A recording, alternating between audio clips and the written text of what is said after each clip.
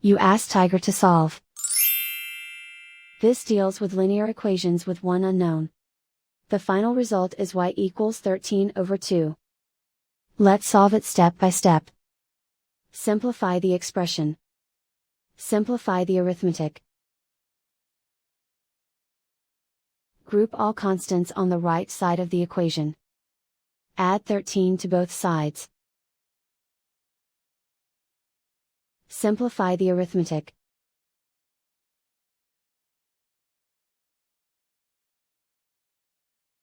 Isolate the y. Divide both sides by 2. Simplify the fraction. And so the final result is y equals 13/2.